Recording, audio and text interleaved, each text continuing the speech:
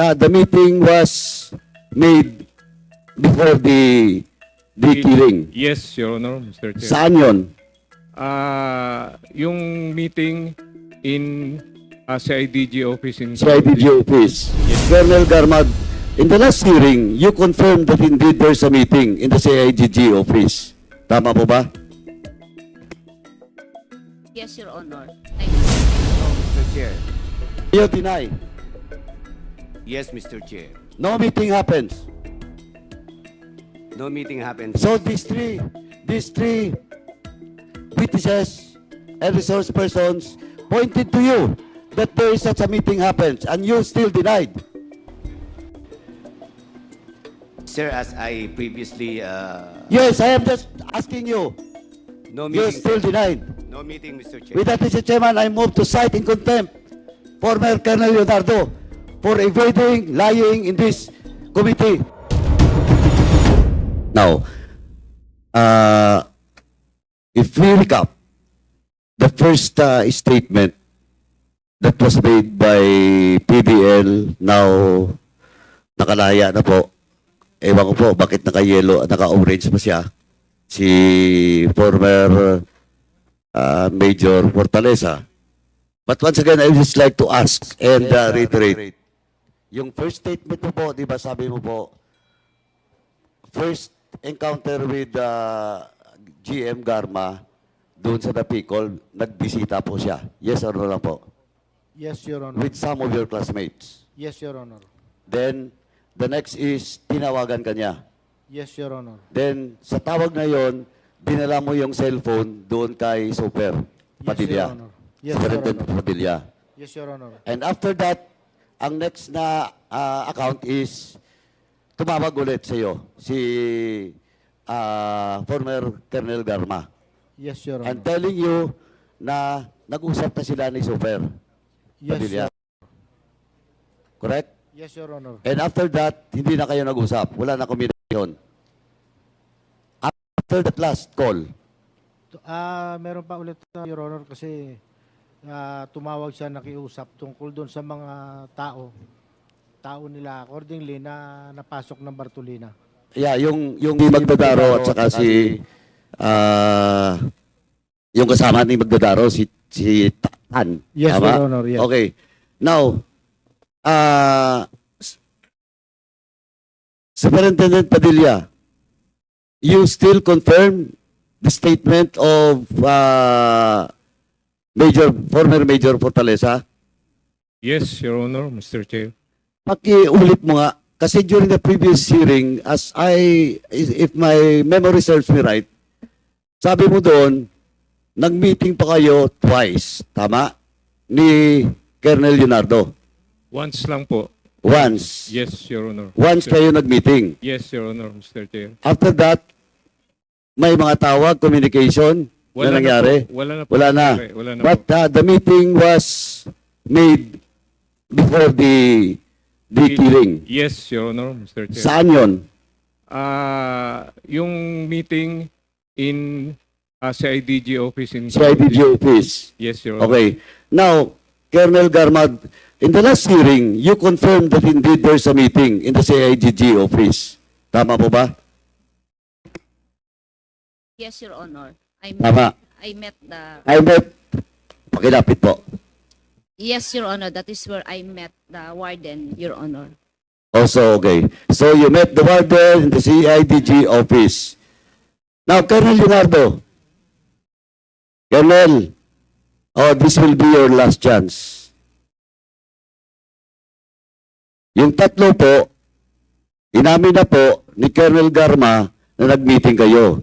In the statement of former Major Fortaleza, sinabi niya na po, yung tawagan, yung first visit, tapos yung statement that ayos na, may mga tao na dun sa loob. Now, in the last hearing, you deny it. Now, this will be your last in this committee to tell the truth. Do you confirm that indeed Superintendent Padilla with you in the CIDG office? So po, kami ba tayong pieces nalabas din. Tsaka alam po namin ang totoong pangyayari. Alam na po namin yung puzzle, tapos na po. As I have said, noong nakaraan pa. And that includes also the question that I asked you in the previous hearing with regards to your meeting in which you evaded in the first preliminary question that I asked you, you evaded to say and tell to this committee the place where the meeting happens. Now, again, Colonel Leonardo, do you confirm that indeed you have a meeting with Superintendent Padilla? Or else I will be forced also to call somebody that will testify again. No, Mr. Chair. You deny. Yes, Mr. Chair. No meeting happens. No meeting happened. So these three witnesses and resource persons pointed to you that there is such a meeting happens and you still denied. Sir, as I previously... Yes, I am just asking you. no You meeting, still sir. denied. No meeting, Mr. Chair. With that, Mr. Chairman, I move to cite in contempt former Colonel Leonardo for evading, lying in this committee in violation of Section 11 of our provision on contempt, paragraph C, Mr. Chairman. So move. There is a motion to cite in contempt Commissioner Leonardo for violating Section 11, paragraph C of the Rules of Procedure Governing Inquiries in Aid of Legislation of the 19th Congress, and it was duly seconded. Are there any objections? Mr. Chairman, Yes, Congressman. may I ask who's the person beside Colonel Leonardo? Yung sa kabila po, on the left side. Mr. Chair, he's my counsel, Mr. Chair. You're my, so you have entered your appearance here? When? During the previous... Previous hearing. Mr. Chair. So please at the back of your client and don't advise your client unless you will be recognized or allowed by the chairman. So may we remind the councils of our resource persons to please comply with the rules, our ground rules. You may advise your client of his legal rights, but you may not coach them. Okay? You sit at the back. And may we ask the You sit at the back, page, attorney. can you please provide chairs for our lawyers or counsels of our resource persons?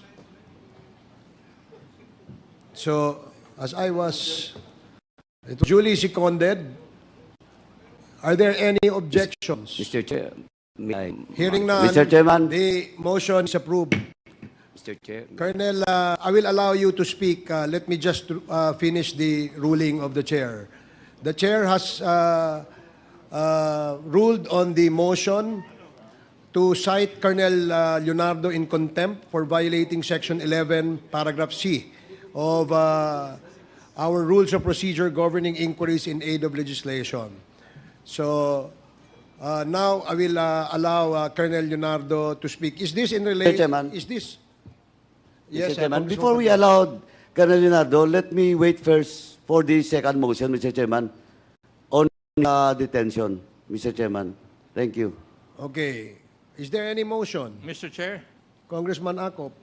may I respectfully move that Commissioner Leonardo be detained in the premises of this House until such time that the committee would have finished its committee report. So move, Mr. Chair. There is a Second. motion.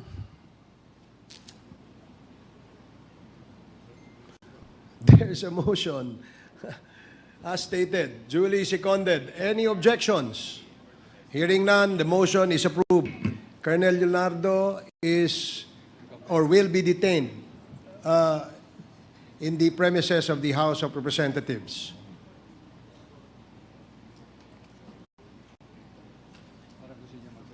Okay. Colonel Leonardo, would you... Mr. Chair, may I be allowed to, my lawyer, can I be allowed to confer with my lawyer and then later allow him to speak before this committee, Mr. No, Chair? I'm sorry, Colonel Leonardo, but our rules does not allow counsels of our resource persons to speak in behalf of their client. What perhaps you can do is just you can write to the committee, and we will take note of your manifestation. Thank you.